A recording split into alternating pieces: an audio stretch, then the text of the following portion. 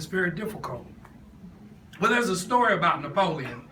You know, Napoleon at one time, he ruled the world. And so as he was ruling, there was a missionary there in France, and this missionary said something, and Napoleon mistook it. You know, little man syndrome. He mistook what he was saying, and he threw him in jail. Now here you have a missionary doing the right thing, trying to do the will of God, trying to do the purpose that they felt like they were supposed to do, probably doing it for free, and now they're in jail, in a dark, cold jail. So this missionary got so discouraged, he began to question God, began to wonder, why am I in this jail cell? Why am I in this dark place? And some of you may be saying that. You may be saying, hey, my life has not been a bed of roses. I've had this happen or that happen, and it's very dark.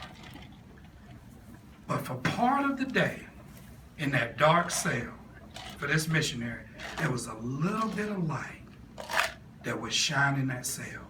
There was a little crack of light. And so he started to look at the light. And from the light, he would see growing out of the concrete a piece of grass. And he got mesmerized by the light and by the grass. And so when he would get his meal, he would put the water on the grass. And when he would get his food, he would just feed it. And he began to nurture that grass, and it began to bloom into a flower. And so as time went on, his dark place became a place of light. It became so famous that Napoleon's wife heard about it. And she thought it was so amazing that this man that was in a dark, ugly place, in a prison, would grow such a beautiful flower that she said he had to be released.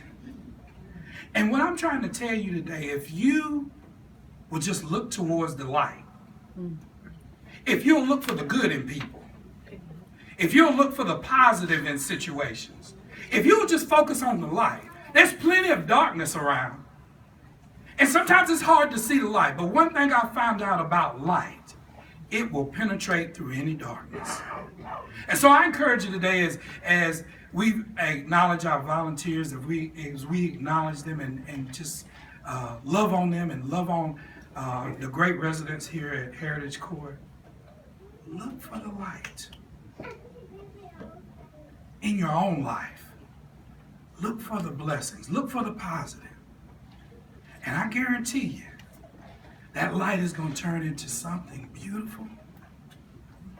That light is going to turn into something phenomenal. And I've heard people say that that light begins to become our life. And that is a life of thanksgiving.